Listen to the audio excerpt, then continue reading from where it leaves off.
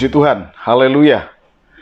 Salam sejahtera dalam kasih Tuhan kita Yesus Kristus. Selamat sore kepada Bapak Ibu dan saudara-saudara sekalian. Kita bertemu kembali pada sore hari ini dan mari kita akan menyiapkan hati kita untuk mendengarkan firman Tuhan dan biarlah kita boleh memberikan hati kita, hidup kita kepada Tuhan sehingga kita dapat memuliakan Dia. Sebelumnya mari kita dengarkan satu pujian ini yang akan menghantar kita untuk mendengarkan firman Tuhan. Kita mau naikkan rasa syukur kita kepada Tuhan. Banyak perkara yang tak dapat ku mengerti.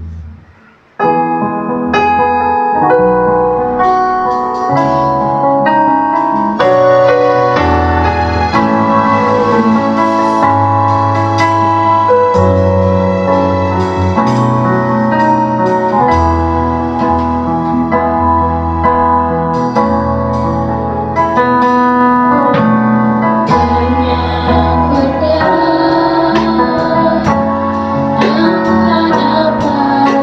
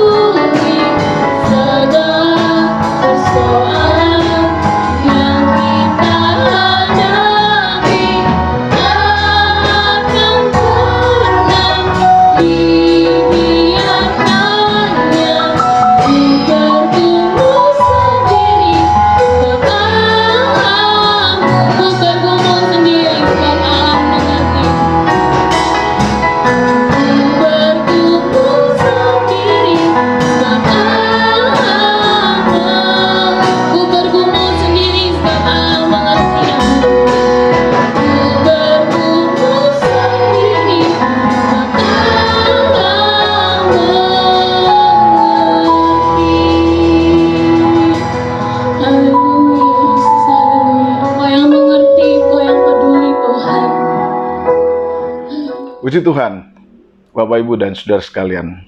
Mari kita siapkan hati kita. Kita akan berdoa untuk mendengarkan firman Tuhan. Mari kita berdoa. Bapa, di dalam nama Yesus, kami mengucap syukur kepadamu buat kesempatan sore hari ini. Kami dapat bisa bersama-sama datang memuliakan, meninggikan nama Tuhan. Kami rindu agar hidup kami mengagungkan Engkau. Kami rindu agar hidup kami dapat memuliakan Engkau di dalam seluruh kehidupan kami. Karena itu Tuhan, tolong kuatkan kami, tolong mampukan kami, dan beri kami hikmat untuk mengerti bagaimana kami harus menata hidup kami lebih baik, lebih berkenan di hadapan Tuhan. Berkati kami, berkati pemberitaan firman-Mu yang akan kami dengarkan. Kiranya Roh Kudus berbicara, berkata-kata, menyampaikan seluruh kehendak-Mu bagi kami semua. Kami siapkan hati kami untuk dengar firman-Mu dalam nama Yesus. Haleluya. Amin. Puji Tuhan. Bapak, Ibu, dan Saudara yang dikasihi oleh Tuhan Yesus Kristus, pembacaan firman Tuhan sore ini akan saya dasari dari Injil Lukas pasal 8 ayat 22 sampai ayat yang ke-25. Injil Lukas pasal 8 ayat 22 sampai 25. Demikian pembacaan firman Tuhan. Pada suatu hari Yesus naik ke dalam perahu bersama-sama dengan murid-muridnya, dan ia berkata kepada mereka, "Marilah kita bertolak ke seberang danau." Lalu bertolaklah mereka. Dan ketika mereka sedang berlayar, Yesus tertidur. Sekonyong-konyong turunlah taufan ke danau, sehingga perahu itu kemasukan air dan mereka berada dalam bahaya. Maka datanglah murid-muridnya membangunkan dia, katanya, "Guru, Guru, kita binasa." Ia pun bangun, lalu menghardik angin dan air yang mengamuk itu, dan angin dan air itu pun reda, dan danau itu menjadi teduh. Lalu katanya kepada mereka, "Di manakah kepercayaanmu?" Maka takutlah mereka dan heran. Lalu berkata seorang kepada yang lain, "Siapa gerangan orang ini, sehingga ia memberi perintah kepada angin dan air, dan mereka taat kepadanya." Puji Tuhan. Tema firman Tuhan pada sore hari ini adalah tetap percaya. Saudara yang dikasihi oleh Tuhan Yesus Kristus, hidup kita tentu di dalam pergumulan hari-hari ini menghadapi banyak goncangan, dan tentu sedikit atau banyak kehidupan kita itu mengalami tantangan-tantangan yang membuat kadang-kadang kita mengalami sebuah perasaan takut, perasaan cemas, perasaan khawatir menghadapi kenyataan kehidupan ini. Nah, saudara, di dalam kenyataan ini, saudara, mungkin ada banyak hal yang membuat kita juga pada satu sisi merasakan beratnya tantangan itu, ya. Tetapi pada sisi lain ada perasaan-perasaan yang seakan-akan menuduh kita dan membuat kita semakin terpojok dengan situasi yang terjadi di dalam hidup kita. Karena mungkin banyak di antara kita, saudara, karena kondisi psikologis dan kenyataan berat yang kita hadapi, membuat kita semakin juga menganggap dan merasa bahwa diri kita ini sudah kehilangan iman ketika kita mengalami ketakutan dan pergumulan itu. Nah, bagaimana sebenarnya kita harus memahami persoalan ketakutan dan persoalan iman ini, persoalan untuk tetap percaya ini dalam diri kita? Bagaimana kemudian kita mencoba untuk memahaminya, sehingga pada satu sisi kita dapat keluar dari tantangan ketakutan itu, namun pada sisi yang lain kita juga tidak semakin dibuat terpuruk oleh perasaan bersalah, karena kondisi-kondisi yang membuat kita merasa takut, merasa cemas, merasa khawatir di dalam menghadapi kenyataan kehidupan hari ini. Saudara, dengan melandasi pembacaan teks dari Lukas 8 ayat 22 sampai 25 ini, saya ingin mengajak saudara untuk memperhatikan bagian dari teks ini sehubungan dengan persoalan ketakutan dan kepercayaan itu. Saudara, jika kita memperhatikan ayat dari Lukas 8 sampai 22, Lukas 8 ayat 22 sampai 25 ini, kita akan menangkap bahwa perikop ini atau cerita dari kisah di mana Yesus menyeberang bersama dengan murid-muridnya ini berpuncak pada sebuah kritik Yesus terkait dengan persoalan kepercayaan atau iman dari murid-murid. Nah, mengapa kemudian persoalan ini penting bagi Yesus sebagaimana diceritakan dalam Injil Lukas, dan bagaimana sebenarnya hal ini juga menjadi sesuatu yang penting bagi kehidupan kita yang ada di tengah-tengah kehidupan pergumulan yang berat hari-hari ini, untuk dapat mempertahankan iman dan kepercayaan sebagaimana yang kemudian dikritik oleh Yesus kepada murid-muridnya itu. Mari kita coba untuk mempelajari bagian dari ayat-ayat ini, saudara. Kalau kemudian kita mencoba lebih menggali teks ini di dalam pembacaan kita hari ini, maka kemudian pembacaan ini akan menimbulkan pertanyaan-pertanyaan penting bagi kita hari ini. Paling tidak, ketika kita yang hari ini membaca teks ini akan bertanya, apa sebenarnya maksud, apa sebenarnya tujuan dari pengajaran Yesus di dalam ayat ini dalam hubungannya dengan kehidupan beriman, kehidupan kita hari-hari ini yang sedang menghadapi tantangan-tantangan kehidupan yang tidak mudah. Saudara, mengacu dari ayat ini kita dapat melihat satu bagian yang akan menjadi bagian pertama untuk kita perhatikan di dalam bacaan ini, terkait dengan kritik Yesus agar murid-murid tetap memiliki kepercayaan, tetap memiliki iman di tengah-tengah pergumulan. Yang pertama, saudara, mengapa kepercayaan atau iman itu penting di dalam kehidupan seseorang? Baik pada masa dulu, pada masa di mana Yesus bersama dengan murid-murid, maupun pada masa hidup di mana kita sekarang berada. Mengapa berita tentang iman, berita tentang kepercayaan menjadi sebuah berita yang selalu up to date untuk kita renungkan, untuk kita pikirkan di dalam kehidupan setiap orang? Yang pertama, saudara, karena persoalan iman atau persoalan kepercayaan adalah sesuatu yang tidak bisa dilepaskan dari kehidupan manusia yang selalu akan menghadapi yang namanya pergumulan atau persoalan. Iman itu menjadi sesuatu yang penting. Kepercayaan itu menjadi sesuatu yang penting.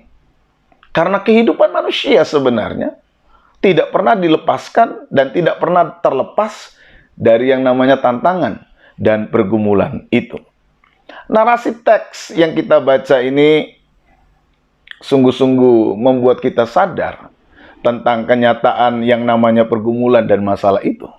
Kalau kita membaca teksnya tadi, saudara, kita melihat pada waktu Yesus dan murid-murid hendak pergi ke seberang dan mengajak murid-murid untuk ke seberang, Alkitab menceritakan kepada kita sekonyong-konyong turunlah taufan ke danau. Gelombang datang tiba-tiba. Taufan datang tiba-tiba di dalam perjalanan Yesus dan murid-murid yang hendak pergi ke seberang. Gambaran sekonyong-konyongnya taufan yang datang ini sebenarnya tidak jauh berbeda dengan gambaran kehidupan kita hari-hari ini.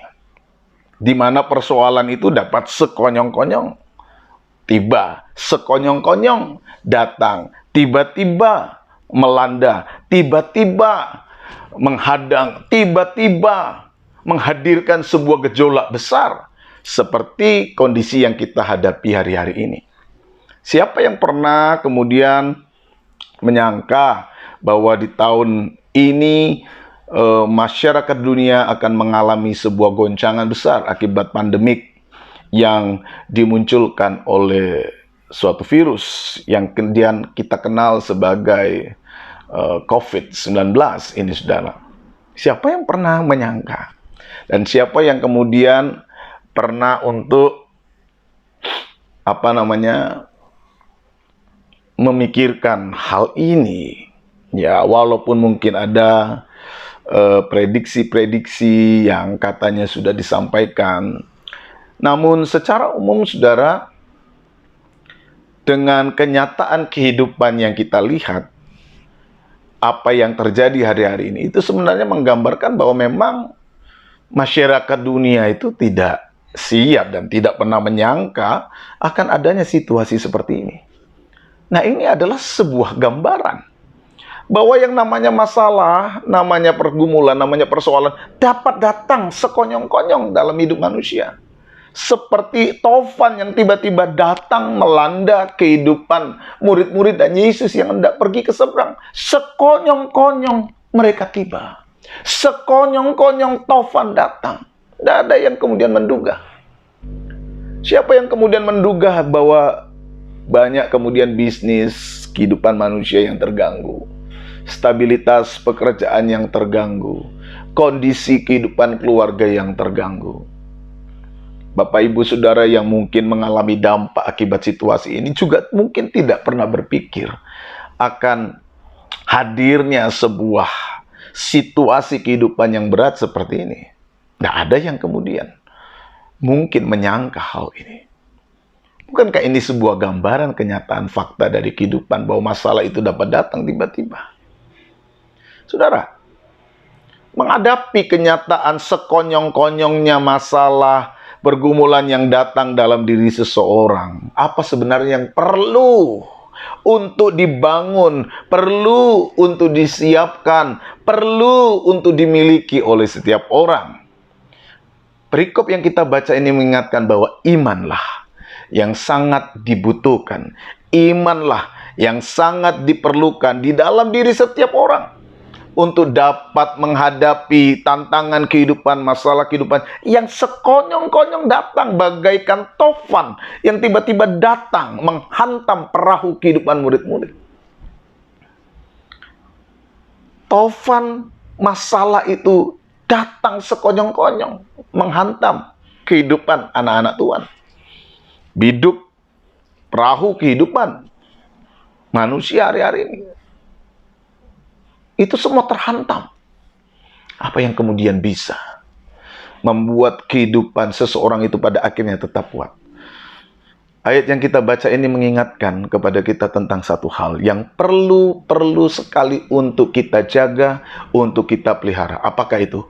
Kepercayaan atau iman. Disinilah, saudara, pentingnya. Orang yang tidak siap menghadapi kenyataan dengan imannya, tentu tidak akan kemudian memiliki kemampuan untuk menghadapi kenyataan itu. Itulah sebabnya Yesus mengkritik murid-murid. Dan melalui teks itu kita juga diingatkan. Menghadapi tantangan-tantangan kehidupan yang bergejolak, masalah yang dapat datang sekonyong-konyong, kita membutuhkan satu hal yang tidak dapat kita lupakan, yaitu kepercayaan atau iman itu. Itu yang pertama, saudara. Nah, yang kedua, kemudian jika Yesus menganggap bahwa iman itu penting dimiliki oleh setiap orang, jika kepercayaan itu adalah sesuatu yang penting di dalam diri seseorang, pertanyaannya, apa sih sebenarnya kepercayaan itu? Apa sih sebenarnya iman itu? Ya. Bagaimana kemudian kita bisa memahami itu? Apa bentuk konkret dari sebuah kepercayaan iman yang perlu dibangun dalam diri seseorang di tengah-tengah kenyataan di mana pergumulan itu dapat datang sekonyong-konyong dalam diri seseorang. Saudara, di dalam teks yang kita baca ini, di dalam cerita di mana Yesus bersama murid-murid pergi ke seberang dan kemudian menghadapi sebuah situasi yang berbahaya, Alkitab di dalam Injil Lukas kemudian menceritakan bagaimana keadaan yang digambarkan oleh Injil Lukas sebagai sesuatu yang berbahaya itu kemudian mendorong murid-murid untuk membangunkan Yesus dan berteriak kepadanya, "Guru, Guru, kita binasa." Dan kemudian di dalam cerita itu dikatakan Yesus bangun. Yesus kemudian menghardik angin dan gelombang itu, sehingga kemudian gelombang itu menjadi tenang. Laut itu kemudian menjadi teduh sekali. Dan setelah itu Yesus berkata kepada murid-murid, "Di manakah kepercayaanmu?"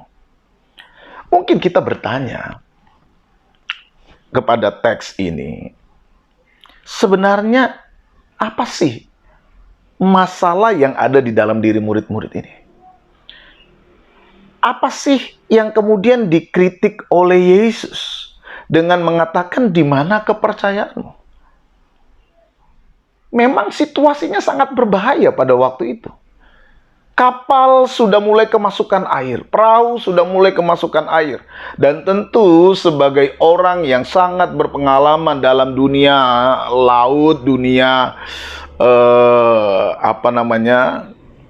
perikanan, karena murid-murid Yesus sebagian ada nelayan, mereka tahu bahwa ini kondisi yang berbahaya. Sesuatu yang normal-normal saja. Jika kemudian murid-murid merasa ini adalah sesuatu yang berbahaya, dan kemudian mereka merasa takut dan gusar. Pertanyaan yang lebih eksistensial lagi yang dapat kita tanyakan, apa salahnya dengan ketakutan di dalam situasi yang seperti ini? Bukankah memang manusia itu bisa takut? Apakah kemudian dengan mengatakan ini, manusia tidak boleh takut? Apakah kemudian dengan mengatakan itu, Tuhan sedang mengkritik ketakutan manusia? Dan apakah kemudian karena manusia takut, lalu kemudian ia bisa dikatakan sebagai orang yang tak beriman? Saudara, inilah kemudian pertanyaan yang kemudian dapat diajukan. Ya. Dan mungkin banyak di antara kita yang seringkali tertuduh dengan perasaan-perasaan di mana ketika kita merasa takut, kita kemudian menarik kesimpulan bahwa diri kita sudah tak beriman. Atau mungkin ketika kita merasa takut, kita merasa khawatir, kita merasa cemas, kemudian kita mendapatkan sebuah penghakiman dari orang lain yang mengatakan, "Wah, kamu udah tidak punya iman. Ketika kamu takut, ketika kamu cemas, kamu tidak punya iman." Sehingga kemudian saudara, pernyataan-pernyataan itu membuat kita semakin terpuruk dan kemudian semakin membuat kita ada pada posisi terbawa di dalam diri kita ketika kita menghadapi pergumulan itu. Pergumulan itu saja sudah sulit, membuat kita merasa takut. Kemudian tuduhan-tuduhan yang mungkin datang dari luar, atau tuduhan-tuduhan yang datang dari diri kita sendiri karena pemahaman kita yang sering kali kemudian menyamakan saja perasaan takut dengan perasaan kehilangan iman itu, membuat kita semakin terpuruk. Sekali lagi pertanyaannya adalah, apakah memang ketika Tuhan berkata, "Di mana kepercayaanmu?" Tuhan sedang mengkritik rasa takut seorang manusia yang memang nyata-nyata sedang ada di dalam sebuah bahaya. Saudara, di dalam perenungan ini, ketika saya mencoba untuk membaca teks ini, saya bertanya di dalam hati, Tuhan, apakah memang Engkau sedang mengkritik rasa takut? Bukankah semua manusia dapat merasakan ketakutan ketika dia sedang berada di dalam bahaya? Bukankah Yesus juga pernah merasa takut ketika dia sedang menghadapi kenyataan di depan mata di mana dia harus minum cawan? Perasaan gelisah, perasaan cemas, sebagaimana yang mungkin banyak dirasakan oleh orang-orang, anak-anak Tuhan hari-hari ini. Apakah memang Tuhan sedang mengkritik rasa takut itu? Saudara, dalam pembacaan ini, saya melihat bahwa Tuhan tidak sedang mengkritik rasa takut. Dengan pernyataan, di mana kepercayaan? Tuhan tidak sedang mengkritik sebuah perasaan yang dapat muncul dari sebuah bahaya yang kita sebut ketakutan atau kegusaran itu. Lalu, apa yang sedang dikritik oleh Yesus dengan pernyataan, di mana kepercayaanmu? Saudara yang dikasihi oleh Tuhan, Tuhan tahu manusia itu bisa takut. Tuhan tahu bahwa manusia itu bisa cemas. Manusia bisa gusar menghadapi sebuah bahaya. Dan kalau engkau pun hari ini sedang merasa takut dalam menghadapi masa depanmu, merasa cemas, merasa gusar menghadapi kenyataan hidupmu, Tuhan pun tahu. Tuhan pun mengerti. Yang dikritik oleh Tuhan dalam hal ini, dan ingin diingatkan oleh Allah kepada manusia melalui teks ini, adalah kecenderungan sikap fatalisme dan hilangnya pengharapan kepada Allah. Nah,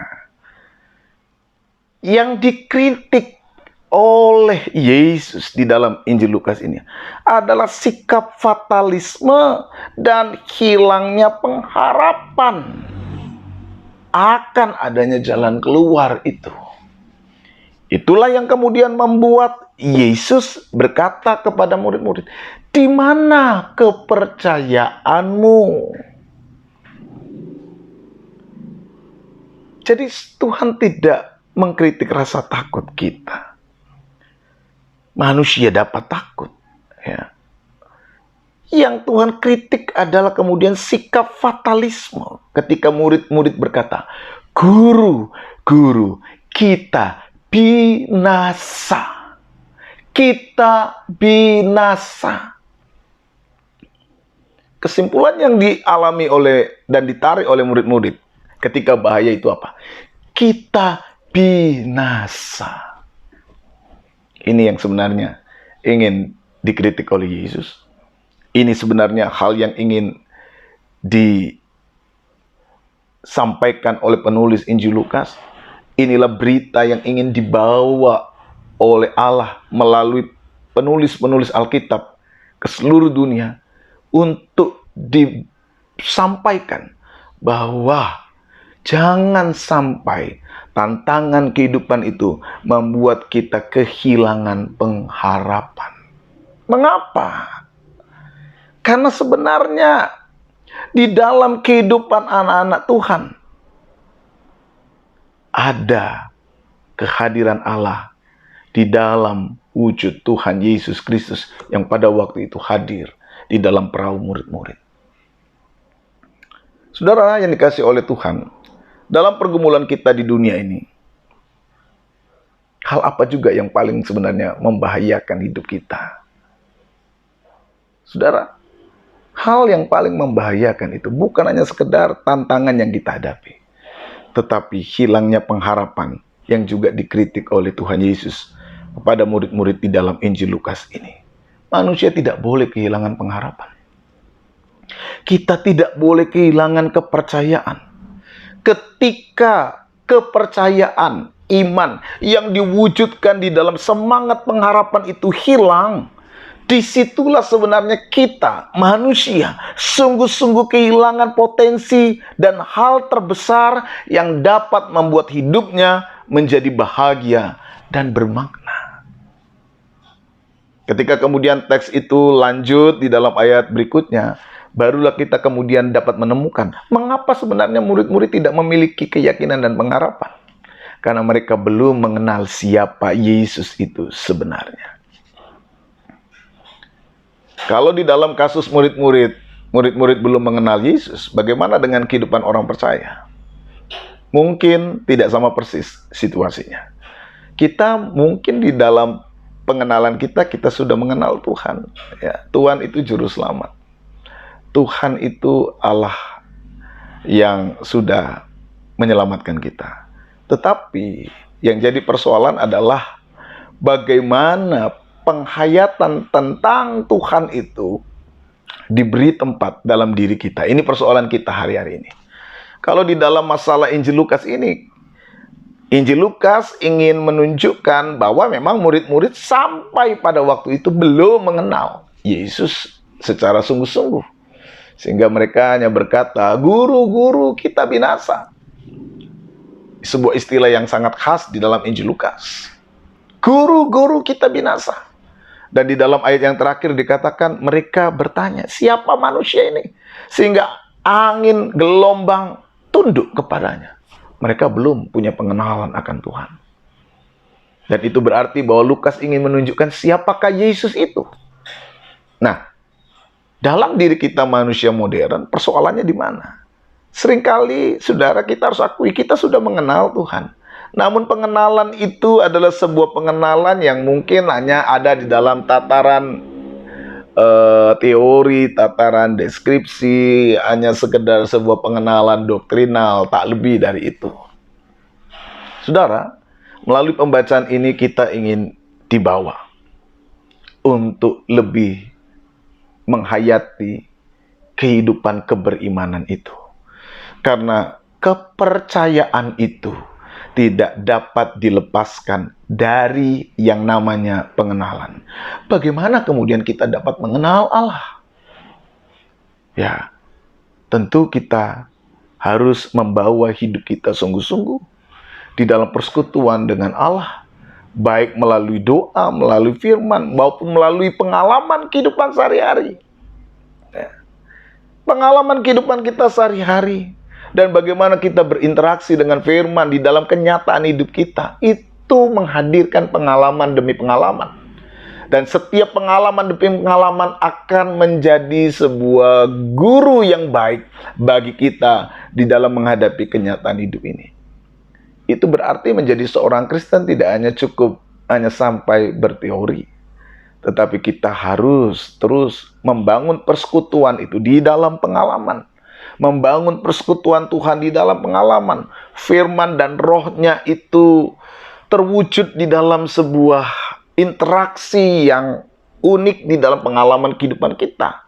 Sehingga setiap pengalaman-pengalaman kita memberikan warna bagaimana sebenarnya kehidupan bertuhan itu. Saudara, saya yakin sejauh mana pengalaman imanmu terjadi dalam hidupmu, maka sejauh itu juga berita kepercayaan, penguatan dari Allah melalui pengalaman itu akan terus bekerja dan berkarya dalam dirimu. Mari terus hayati hidup pengalaman itu melalui pembacaan firman Allah, melalui doa, sehingga kemudian kita dapat sungguh-sungguh bisa mempertahankan yang namanya kepercayaan itu. Sebab sekali kepercayaan kita tergeser, maka kita tidak akan dapat melihat hal yang dapat menolong kita mampu menghadapi tantangan kehidupan ini. Sekali kita berkata kita binasa, kita pasti binasa. Itulah sebabnya Yesus menegur murid-murid, di mana kepercayaan? Saudara yang dikasih oleh Tuhan Yesus Kristus, Tuhan tidak pernah mempersoalkan rasa ketakutan di dalam diri kita, ya. Dalam arti bahwa seakan-akan ya itu sesuatu yang jahat. Justru Tuhan ingin sebenarnya menunjukkan kepada kita bahwa rasa takut itu memang sesuatu yang menjadi bagian dalam diri kita. Tapi jangan biarkan rasa takut itu kemudian menghancurkan kepercayaan kita. Rasa takut adalah sesuatu yang alamiah. Makanya firman Allah berkata, jangan takut, jangan khawatir, jangan cemas. Itu selalu diingatkan kepada kita. Karena memang kita ini manusia yang dapat memiliki rasa takut, rasa cemas. Namun, saudara, di tengah-tengah kenyataan ini, apa yang harus kemudian kita lakukan? Rasa takut menjadi sebuah dasar yang menolong kita untuk mengingat Tuhan. Setiap kali ketakutan itu muncul, maka yang kita ingat apa? Tuhan. Ketika Tuhan berkata, jangan takut. Rasa takut menjadi dasar bagaimana kita perlu dengan sungguh-sungguh mulai mengembangkan kepercayaan. Rasa takut ini menjadi sebuah alarm bahwa kita ada di dalam sebuah situasi di mana kita perlu melipat gandakan keyakinan, kepercayaan, kesungguhan itu kepada Allah. Ini yang perlu kemudian kita bangun dalam diri kita. Sama seperti kenyataan pergumulan yang dapat terjadi tiba-tiba dalam diri kita. Sama seperti juga rasa takut sebagai sebuah gejala awal dalam diri kita bisa muncul. Namun, pertanyaannya adalah setelah rasa takut itu muncul, apa yang harus kita lakukan? Ini hal penting yang perlu untuk terus kita bangun dalam diri kita. Bagaimana kita terus memperhatikan persoalan kepercayaan? Ini yang menjadi poin penting. Setelah kita sadar bahwa alarm rasa takut itu sudah muncul dalam diri kita, mari kita terus membangun kepercayaan. Di mana saya bisa menggantungkan keyakinan dan kepercayaan itu? Injil Lukas mengingatkan, Yesus, Tuhan, Dialah tempat di mana untuk kita menggantungkan seluruh harapan-harapan kehidupan kita hari ini. Bagaimana kemudian kita dapat bisa mengalahkan pergumulan ini dengan terus membangun kepercayaan? Tentu kita perlu memiliki satu pegangan di dalam hidup ini. Bagaimana saya bisa tetap kuat, bisa tetap percaya, bisa tetap beriman, memiliki pengharapan. Alkitab mengalamatkan satu-satunya pribadi yang dapat membuat kita mampu kuat, mempertahankan iman, kepercayaan itu adalah Yesus Kristus Tuhan. Saudara yang dikasihi oleh Tuhan, biarlah imanmu di dalam diri Tuhan Yesus Kristus tetap terpelihara, tetap terjaga. Tantangan sangat mungkin datang sekonyong-konyong dalam diri kita, membuat kita mengalami rasa takut. Tetapi ingatlah, kita memiliki satu pribadi yang kepadanya kita dapat menggantungkan seluruh iman dan kepercayaan. Dan berita itulah yang ingin disampaikan oleh Alkitab. Berita itu masih tetap sama. Dulu, hari ini, sampai selama-lamanya, bahwa Yesus adalah pusat dari segala pengharapan yang dapat membuat jiwa kita aman. Saudara, jika engkau ingin tetap agar jiwamu aman sampai kepada tujuan kehidupanmu, tetap pegang kepercayaanmu, tetap pegang imanmu, dan Yesuslah yang menjadi pusat segala-galanya. Mari kita jalani, mari kita bangun, mari kita hadapi hidup ini dengan kepercayaan bahwa Tuhan Yesus tidak pernah berubah kuasanya. Dulu, hari ini, sampai selama-lamanya.